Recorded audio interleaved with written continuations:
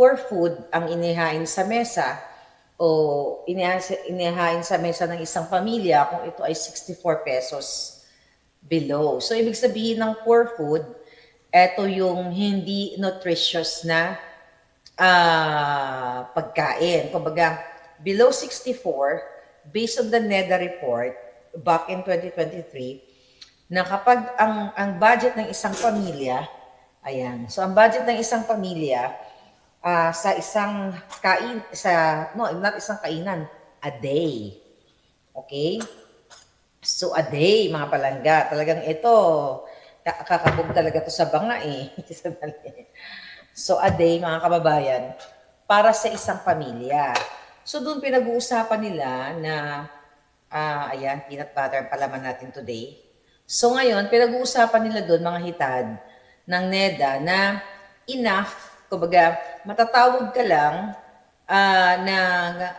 matatawag lang na poor food, di ba? Poor food, o ibig sabihin, pag sinabi ng poor food, ay hindi nutritious yung kinakain ng isang pamilyang Pilipino kapag below 64 pesos. So, dapat pag naka 64 pesos ang budget mo for the whole day, o three meals, you're good. Parang ganon. You are good. Kasi 64, parang gina-justify nila doon na, ay, tumulo na mga, So, ngayon, ang chika boom boom, mga palangga, gaano ka jotang generation? Gaano ka sinungaling to mga to? Walang ng napkins, ha? Gaano ka walang hiya tong government na ito, mga palangga, na tatuhin ng ganyan ang ating mga kayo dyan sa Pilipinas. So, papapaliwanag ko yan habang ako yung lumalapang. Kasi sabi ko nga, vlog natin, may isang heavy, may isang cool lang. So, ito na, mga palangga. Kaya ganito kahalang ang gobyernong ito, wala talaga silang pakialam sa'yo. Paano magkasya? Paano sila nag-come up sa ganong klaseng computation na okay lang na ang isang pamilyang Pilipino na kumbaga hindi kayo naghihirap or parang wag kayong magreklamo if you are spending 64 pesos per day. 20 sa umaga, 21 sa tanghali, 'di ba? 23 sa dinner. Parang ganon. Magkano ang bigas na, 'di ba? Bangag talaga. Kasi dapat talagang binubuldoser nyo na yung mga jotang genimes na yan. Alam mo yun? Dapat talaga. At ginugurgur nyo na sila sa kanilang mga pwesto. Magkano budget nyo, palangga? Magkano budget nyo? Saan aabutin ang 20 pesos per meal? Magkano ang ngayon? Magkano ang isda? Kung apat, kahit mag-isa ka lang eh. Magkano bigas ngayon? Ano ang ulam mo? Toyo? Betchin? Asin? Sa halagang 20 pesos per meal? Kahit nasabi mo mang dalawa lang kayong mag-asawa, wala kayong anak, saan pupulutin yon? The reason why, gina-justify nila yan, kasi ayaw nila magkaroon ng increase ang minimum wage o ayaw nila taasan yung mga sweldo ng manggagawa kasi yun ang utos sa kanila ng mga cronies nila na may mga malalaking negosyo. Para kasing kung magkano ang minimum right now, 600 pesos, let's say 680, magkano ang minimum wage? Sabi ni Opa, wala nang pag-asa sa Pilipinas. Turkish Blue, 300 per day, 4 kaming kakain. NEDA ang bobo. Trollbuster 645. Thank you, palangga. Okay. 645 ang isang araw. Kung nagpapaaral ka ng anak, kulang na kulang talaga. Etong kabobohan na mga to, okay? I tried to be malumanay. Minsan. Gusto namang malumanay ako, gusto nyo umaapoy ako. Diba? Sa talaga nilang Jehosa nito, mainit-init pa naman to. Mga palangga, mga kababayan, I hope yung nakakarinig ngayon sa akin na mga sarado pa yung utak, buksan nyo na po yung mga utak ninyo. Kasi ang usapin na sinasabi nila, dapat kayo makontento na 64 pesos ang budget nyo sa inyong pamilya.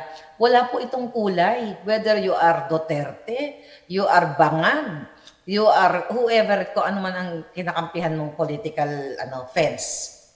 This is about you, Filipino. Walang political color ang pag-aatake sa inyo ng mga bangag.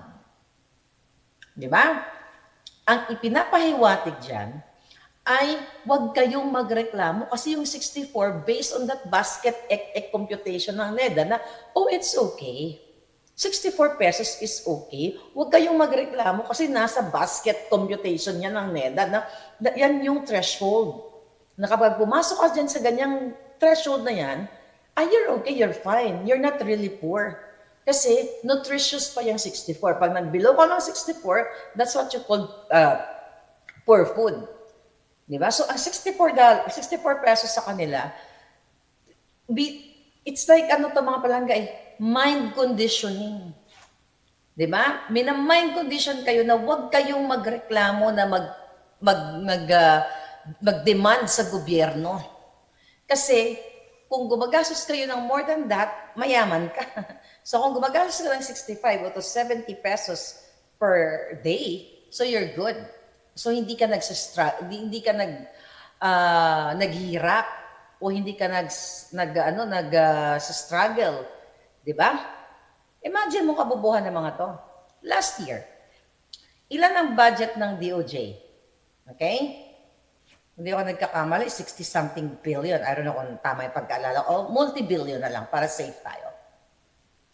Hiningi nila ng budget ang bawat preso ng 100 pesos per day plus 30 pesos na para sa kanila sa gamot ng mga preso. So that's total 130. Pero hindi sila napagbigyan. Ang ibinigay lang sa preso is 70 pesos per day sa kanilang meal, okay, the whole day. Preso, actually kulang pa rin kung susumahin mo talaga. Then 15 pesos per preso sa kanilang meds.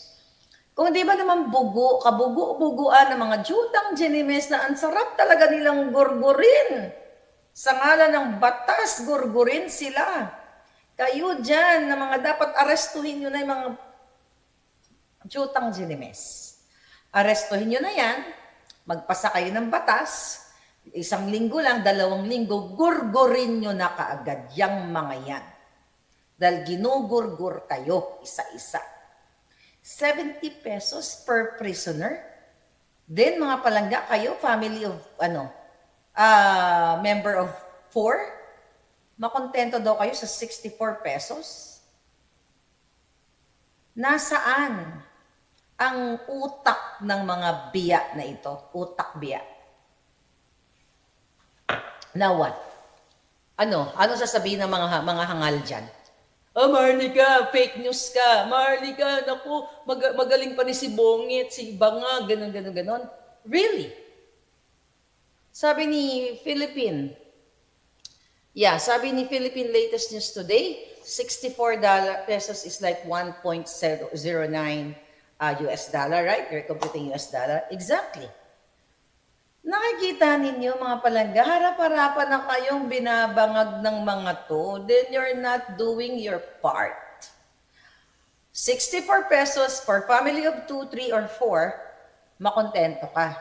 Pero ang mga nakakulong, mga prisoners, they have 70 pesos per day. Budget from Kaba ng Bayan. And you, ikaw, magbabanat ka ng buto, bubungkal ka ng lupa, di ba? Kung nagko-construction ka, magbubuhat ka ng hollow blocks. Kung ikaw ay kargador sa pier, di ba? Ilang karga ang ililikumin mo para kumita ka ng pera. Di ba? Mabuti na, magpakulong na lang tayo lahat. Sa kulungan na lang tayo tumira kasi you don't need to work. May budget ka na 70 pesos per day. See? Tapos ang mga kasinungalingan ng mga hinayupak na ito, ang sabi ni Recto, during that hearing, dumadami daw po ang may trabahong Pilipino. Historical. Sa panahon ni Bangag Jr. na dumami at gumanda ang buhay ninyo.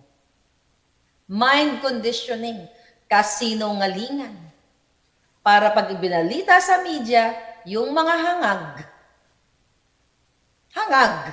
magpapaniwala kahit kumakalam ang sikmura. Nakita nyo? Nasaan ang maraming trabaho? Di ba ang marami? Gurguran. Ang marami, pulburon. Visit to mga to. Ibalik na ang bitay, sabi ni Arnel Badet. Yun na nga palangga. Talagang dapat mabitay itong mga jutang genimis na ito. Yaramon ang. Ito ba si Sir Ramon ang?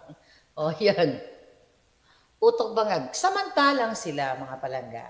Kabablog lang natin kanina, ang Bangag tumatanggap ng 3 billion a month ayon sa ating informante na pinagbabasa natin kanina. Then, iniimbak ang pera sa Forbes Park at sa Alabang. Hindi sila magkanda o gaga sa pera, but you na mga palangga ko, okay lang daw ang buhay nyo eh. Kapag 64 pesos ang budget nyo pataas, meaning pag nag-80 o 100 pesos ka, ang budget mo, ang ginagastos mo sa iyong pamilya, family of 4, you are, kung tama yung pagkaalala ko, parang kang nasa middle class. Diba? Gurgurin nyo na ngayon mga yan. Tagal nyo kasi eh. Sana bitay lahat ng korap, sabi ni Mariam. Samantalang sila mga palangga. Party every night, every other day, every 3 days, every week. Nagbabayad ng mga bugalu, ng mga bigaon, lahat para itsuktsak chemes.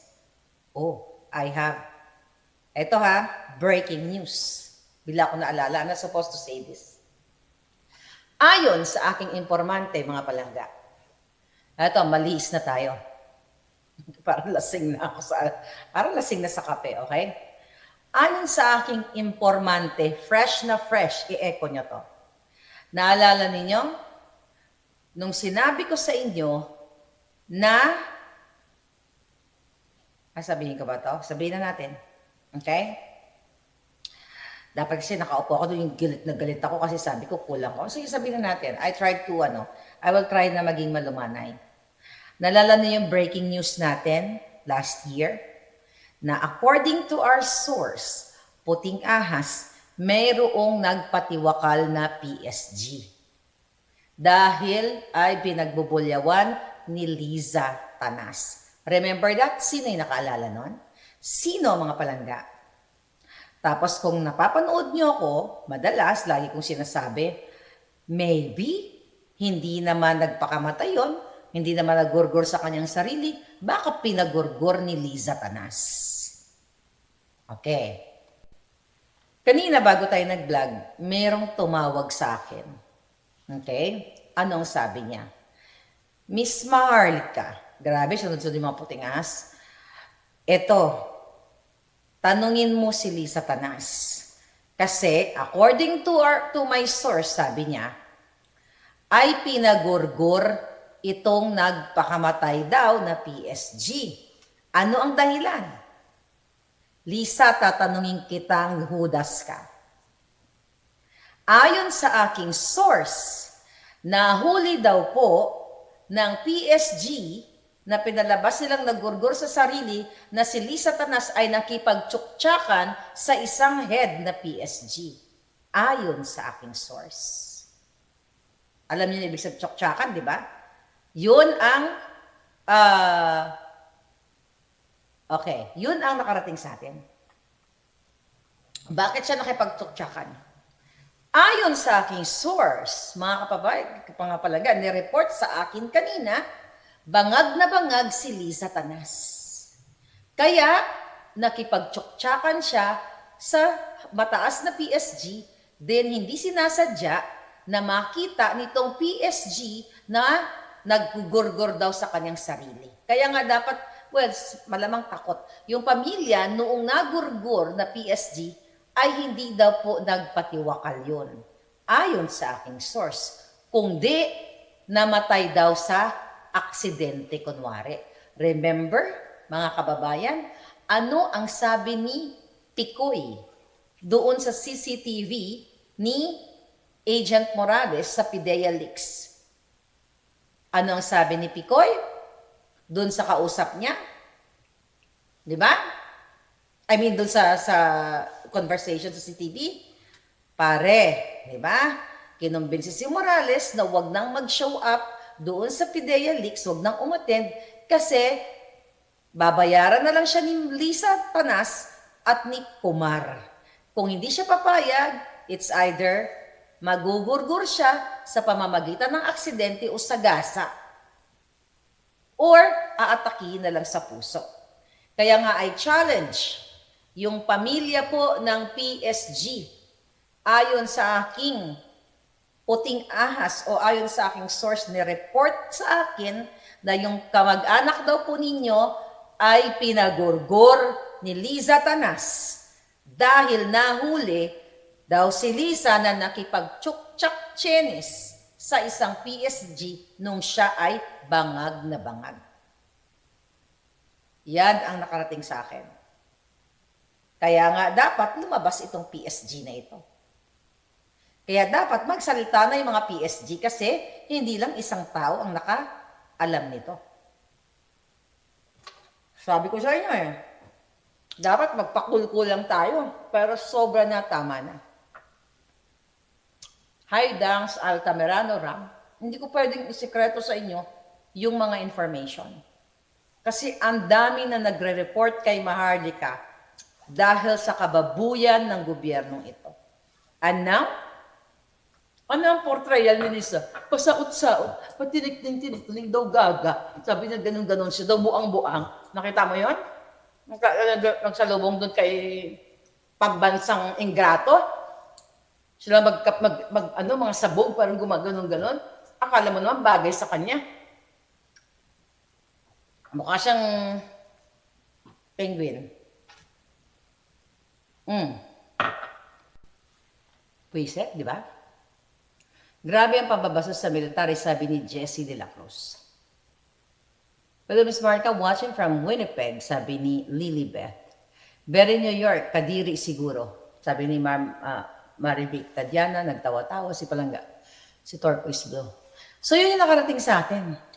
Kasi ganito yung effect sa inyo, ganito yung implication ng ginagawa nilang pambababoy sa inyo. Kasi hindi po kayo kumikibo. Ang sabi kasi nila, kaya nilang bayaran ang media. Kaya nilang bayaran ang mga general na tiwali. So kahit makipagtsuktsakan sila o sumisingot ng pulburon, sabog na sabog, walang naglalakas so far ng loob na para magsalita at ibuyang-yang, iburagrag dito sa buong sanlibutan o sa buong sambayan ng Pilipino. Di ba? Ngayon, mga kababayan, very kadiri, sabi ni, kaya dapat sagutin niya, hindi sa sumasagot, Liza, sumagot ka. Totoo ba? Liza Tanas, totoo bang pinagurgur mo through accident? Kasi galing sa bunganga mo nang nagpa-interview ka kay Taerna, okay? Na isang tawag mo lang sa Romania kung gusto nyo magpagurgur. My question to you, anong lahi ang gumurgur kay PSG na nakahuli daw sa'yo na nakipag-tsuktsak chenes, nakipagkangkarot? Sumagot ka. Dahil ikaw daw ay sabog na sabog sa ipinagbabawal na pulburon. Kaya nung nahuli ka, ayun, inafter nyo yung ulo niya. Magpaliwanag ka. Well, yun, hindi yan magpapaliwanag. Hindi. Gumawa kayo ng paraan. Kayo mga PSG, mahiya kayo mga sir. Kayo ay pinamumunuan ng mga demonyo. Pero wala kayong ginagawa sa bayan ninyo. Kung may kulam lang ako, talagang unahin ko kayo kasi hindi kayo kumikibo. Dahil nagpapagamit kayo dito sa mga ubod ng Walang hiya. Satanas, Judas, Jejemon, lahat na. Tapos gusto niya makontento ang taong bayan sa 64 pesos na budget lang. Tapos kayo nagpapakasasa. Yung pera ng bayan, pinaparty, binabayad nyo sa mga artista. O baka yung mga, kasi yun ang gusto ni Marcos Jr., di ba? Di ba, sa pelikula ni Made in Malacanang, di ba? Wala kang alam kung di mag-party-party. So kaya lagi silang nagpa-party kasi merong pulburon, mayroong girlaloo, merong swinger, merong groupie, chuk-chak chenis, chuba-chuchu. My God. Kailan kayo kikilos? Ha? Kailan kayo kikilos? Imagine nyo, ganyan namumuno sa inyo. Bartek. Dati Bartek lang siya. Lumabas si Kati Binag, nalaman natin na pulburonic talaga kasi temo yung balat niya. Tapos, very New York, magaganon-ganon doon, nagpapapansin ang gaga, sayaw-sayaw ng tinikling, gaganon-ganon, abi mo graceful, yung pala Luciferful. My God! Kadiri, anday kalat na yan. Tanongin mo si Lisa. Di ba nandiri ang 60, hindi ba nandiri ang PSG? Hi Vivian, how are you Palangga? How are you? Parang si Delima, sabi ni Malu Ancheta. Kaya nga tignan mo, di ba? Frailty of a woman. Frailty of a bangag. Di ba nakalaya si Delima sa kabila ng kanyang kontrobersya? Actually, meron akong informante dyan na may sabwatan tong dalawang to sa isang bagay-bagay. Pero kakasend lang sa akin, sa dami po kasi ng mga information, hindi ko kaagad na absorb lahat. My God, narag na beauty ko. Dapat nga magla-live selling tayo, kaya hindi ko natapos yung pricing. Baka mamaya na. Kasi inuna ko muna yung mga information na ganito. Di ba? Mas importante yon kaysa sa live selling natin. But who knows? Baka mamaya. Okay? Kaluoy ka mo, Palangga. You're Filipino talagang kawawa. Ha? 70 pesos para sa preso? Tapos ang pamilya mo, 4 katao ka mo, duwain mo bata. Ay, duwain mo bata, nag-aaral pa. Oh, nano ka man imo, mga lente namin pang aratayon. Ay, Dens, gising na gising kayo ah. Sabi ni Gabs, there's a time for everything. Lily Rose, yes, Kadiri. Gusto na PSA lagyan ng pororot si BBM if true yan. Well, what do you expect? Diba si Kuting, na-jaundice na yung na-jaundice na yung anyang pinsan? Ayon sa ating informante, bago ko malaman niya, wala naman ako doon, nakipagtsuktsakan sila, bangag na bangag sila. Kadiri, alam mo, sa totoo lang, mga kababayan, kung may power lang ako, gur-gur lahat sa akin yung mga yan. Kung meron lang akong gahong, nung bawat bukas ng bunga ko, lahat yung tomba na. Di ako pwede lang lahat. Jotang Ginas, patay ka agad lahat ng mga hayawa. Anyway, basta lang, ay, mine mo na. Oh, Vivian, mine mo na yung Love Moschino. Oh, yes, that's so mura.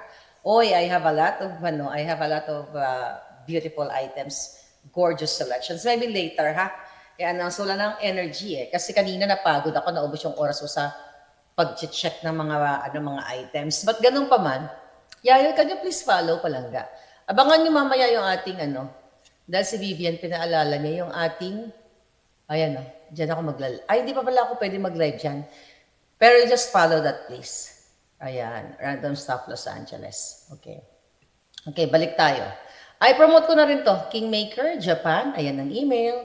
Screenshot nyo lang. Okay. Si Raymi ang sasagot sa inyo. Ayan. Si Sandra naman ang sasagot sa inyo sa Canada. At ito naman ay si Nelson ang sasagot sa inyo. O, di ba? Kabog sa banga.